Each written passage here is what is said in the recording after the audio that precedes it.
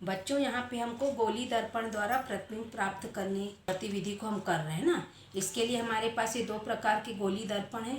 एक उठा हुआ है उत्तल दर्पण और एक धंसा हुआ सतह अवतल दर्पण है ना। अभी हम इसमें आपको सिर्फ दिखा सकते हैं, छू के नहीं बता सकते। प्रतिबिंब बनेगा तो आप जान जाएंगे। ये हमारी वस्तु है, ये हमारा मतलब दर्पण रखने के लिए हम प्रकाश केंद्र जो पोल बनाएंगे वो है। ये हमारा पर्दा है और एक दो हमने इस टाइप के पर्दे बना लिए। ये हमने मुख्य अक्ष बना रखा है।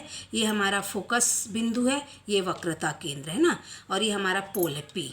ये सब 12 सेंटीमीटर की दूरी पर हमने बनाया। प्रकाश केंद्र से फोकस बिंदु, जो फोकस दूरी 12 सेंटीमीटर, फिर फोकस बिंदु और वक्रता केंद्र 12 सेंटीमीटर, मतलब प्रकाश के जो पी है पोल और वक्रता केंद्र दोनों के बीच की दूरी 24 सेंटीमीटर है।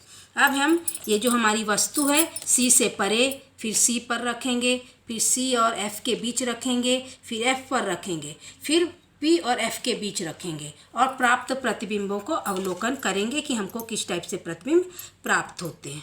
ध्यान से देखिएगा बच्चों। अब हम लाइट्स ऑफ कर रहे हैं ताकि हमको अच्छा रिजल्ट प्राप्त हो। अभी वस्तु हमारी सी से दूर है ना, मतलब बहुत दूर अनंत से मान लो आ रही है, तो उसका प्रतिबिंब कहाँ प्राप्त होगा। हमने पढ़ा है बहुत दूर से जब वस्तु आती है तो उसका प्रतिबिंब हमको सी से दूर है तो प्रतिबिंब कहाँ प्राप्त होता है, सी और एफ के बीच। अब हम उसको आपको देखिए कैसा भी हम इस पर्दा बना सकते हैं। इधर देखिए बच्चों कैसा प्रतिबिंब बन रहा है हमारा। ये सी और एफ के बीच लगभग अगर हम इसको रखेंगे तो आप इधर से देखिए छोटा बन रहा है ना लपट से, और उल्टा बन रहा है मतलब वास्तविक बन रहा है। और ये देखिए सी और एफ के बीच बन रहा है। हम आगे पीछे करेंगे तो हमारा अच्छा प्रतिबिंब, जहाँ हमको एकदम बढ़िया प्रतिबिंब प्राप्त हो रहा हम वहीं पर रोक लेंगे। तो सी से दूर वस्तु का प्रतिबिंब सी और एफ के बीच बन रहा है, वास्तविक बन रहा है, मतलब उल्टा। और वस्तु आ रहा है उसमें ठीक। बच्चों वस्तु अभी हमने कहाँ रखी, देखो ये एफ था, ये सी था, उससे दूर रखें ना, बहुत दूर रखें। अब हम जानते हैं जब हम वस्तु सी से दूर रखते हैं तो हमको प्रतिबिंब कहाँ प्राप्त होता है, सी और एफ के बीच। अब हम उसको सिद्ध करेंगे कि ऐसा होता है कि नहीं। देखिए अब ये सी है, अब सी से हम यहाँ पे क्रमशः लाते जा रहे हैं, हम आगे पीछे करेंगे और जहाँ हमको सबसे अच्छा प्रतिबिंब प्राप्त होगा हम उस स्थान पर हमारे उसको रोक लेंगे। अभी जुगाड़ चल रहा है ना बच्चों, इसीलिए हम पर्दा को आगे पीछे कर रहे हैं ना। ये देखिए यहाँ पे सबसे अच्छा प्रतिबिंब प्राप्त हो रहा, सबसे चमकीला, और दिख रहा लपट की जो सबसे ज़्यादा चमकीला हिस्सा वो नीचे की ओर, मतलब उल्टा है, ये वास्तविक है। और कैसा छोटा है, लपट देखिए कितनी बड़ी होती, लेकिन इसका जो प्रतिबिंब कितना छोटा बन रहा है। वस्तु का प्रतिबिंब हमको कैसा प्राप्त हो रहा है, छोटा। अब हम वस्तु को क्या करेंगे, अब सी पर रखेंगे। अभी सी से दूर रखे थे, जब हम वस्तु को सी पर रखते हैं तो उसका प्रतिबिंब कैसा प्राप्त होता है अब हमको ये देखना है। देखो बच्चों वस्तु कहाँ रखी है, बच्चों वस्तु सी पर रखी है ना। ये देखिए वस्तु सी पर है। अब हम सी पर ही जब वस्तु रखते हैं तो हमको कहाँ प्रतिबिंब प्राप्त होता है, सी पर। उल्टा होता है और वस्तु के बराबर होता है। आप इसको देखना, वस्तु की जो प्रतिबिंब है वस्तु की लपट के बराबर प्राप्त हो रहा है। हम आगे पीछे करेंगे तो हमको प्रतिबिंब हिलता प्रतीत होगा, हमको उसी स्थान पर प्राप्त हो रहा है। देखिए सी पर ही वस्तु है और सी पर ही प्रतिबिंब है। अब हम वस्तु को क्या करेंगे, सी से दूर था, सी पर रखे। अब हम क्या करेंगे, क्रमशः एफ की ओर लाएंगे, मतलब अब हम सी और एफ के बीच वस्तु को रखेंगे। ये हमारा सी और ये हमारा एफ के बीच हम रख दिए। अब आप देखिए हमको प्रतिबिंब कहाँ प्राप्त होगा, आप देख सकते हैं। मान लीजिए हम इसको अगर स्क्रीन मान लें पर्दा, तो हमको पर्दे पर इसका प्रतिबिंब प्राप्त हो रहा है। हमें अगर इसको पर्दा बना लें तो इसमें प्राप्त हो रहा है हमको। तरह तरह के हमारे पास पर्दे हैं ना, तो इसमें देखिए कितना बड़ा चमकीला, उस स्थान पर देखिए बड़ा है, लपट उल्टी दिख रही, उल्टा है और वस्तु से बड़ा है। तो पहली स्थिति से जस्ट उल्टा, जब हम सी से दूर वस्तु रखे थे तो प्रतिबिंब सी और एफ पर प्राप्त हुआ था, सी और एफ के बीच, और छोटा। और अभी देखिए वस्तु कहाँ है, सी और एफ के बीच, तो प्रतिबिंब कहाँ प्राप्त हो रहा है, सी से दूर और वस्तु से बड़ा प्राप्त हो रहा है। अब हम सी और एफ के बीच से वस्तु को अब एफ पर रखेंगे, है ना, एफ पर लाएंगे हम। जब हम एफ पर लाएंगे तो हमारा जो प्रतिबिंब प्राप्त होगा ये बहुत बड़ा प्राप्त होता है, अनंत पर। हम इसको अगर सरकाते हुए आपको दिखाएंगे ना, जितनी दूर हम लेते जाएंगे देखिए उतना बड़ा ये हमको प्रतिबिंब मिलेगा। पूरी दीवार पर ये बनता दिखेगा। हम और इसको दूर लेते जाएंगे, मतलब जब फोकस पर वस्तु रखी रहती है तो प्रतिबिंब कहाँ बनता, अनंत पर, और जब अनंत पर वस्तु रहती है तो वस्तु का प्रतिबिंब कहाँ बनता है, फोकस बिंदु पर। जैसे सूर्य का प्रतिबिंब हमको किसी भी दर्पण की ज्ञात करना, फोकस बिंदु क्या है, तो सूर्य का पूरा प्रतिबिंब उस बिंदु पर आ जाता है और कागज जलने लगता है। किस केस में, अवतल दर्पण में। ये कौन से दर्पण है, ये अवतल दर्पण की स्थिति बता रहे हैं बच्चों, और ये अभी हम सिद्ध भी करेंगे आपको। हम अवतल दर्पण में सारे गुण पढ़े।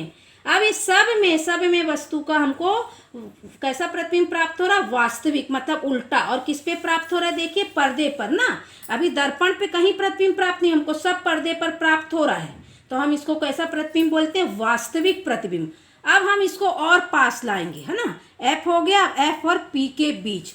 तो अब देखिए कहीं भी हमको पर्दे पर नहीं मिलेगा। अब ये प्रतिबिंब हमको कहाँ मिलेगा, दर्पण पर। मान लीजिए हम दर्पण को घुमा के यहाँ ले आए हमको, क्योंकि थोड़ा सा मोबाइल में दिखाना है आप लोग को। तो दिख रहा है बच्चों, देखो मोमबत्ती की लपट देखिए दर्पण पे। अभी आभासी हो गया, अब ये कैसा हो गया प्रतिबिंब, आभासी हो गया।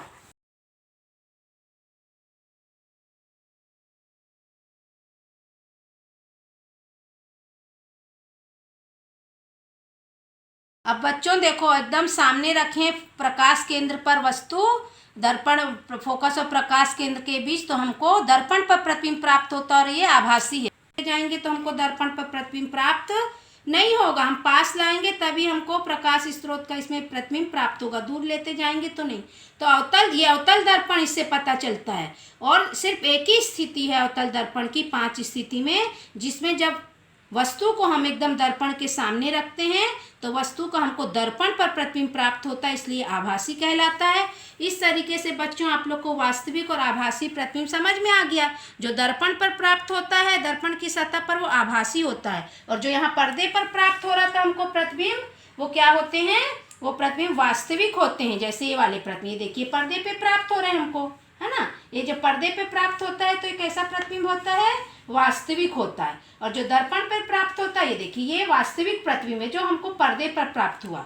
और ये हमारा कौन सा प्रतिबिंब होता है, आभासी, जो हमको दर्पण की सतह पर प्राप्त होता है। तो अवतल दर्पण की सिर्फ एक ही स्थिति है, जब वस्तु फोकस और प्रकाश केंद्र के एकदम पास में होती है तो हमको प्राप्त प्रतिबिंब दर्पण पर प्राप्त होता है और आभासी और वस्तु से बड़ा होता है। अब हम आपको एकदम एक वस्तु भी आपको पास में लाके दिखाते हैं दर्पण के, जैसे ये वस्तु, तो इसका हमको एकदम बड़ा प्रतिबिंब दर्पण पे प्राप्त होगा, देखो, और ये आभासी होता है। तो इससे पता चल गया आप लोग के ये अवतल दर्पण है। अब हम दूसरे दर्पण के साथ यही प्रैक्टिकल करके आपको बताते हैं बच्चों। अब ये दूसरा दर्पण हम लिए हैं, है ना, वही सब स्थिति है।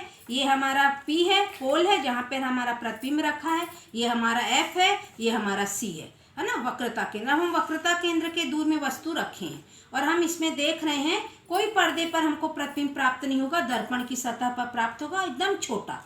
अब हम इसको क्रमशः पास लाते जा रहे हैं, C पर ले आए हम, तो भी आपको दर्पण पर प्रतिबिंब दिख रहा है।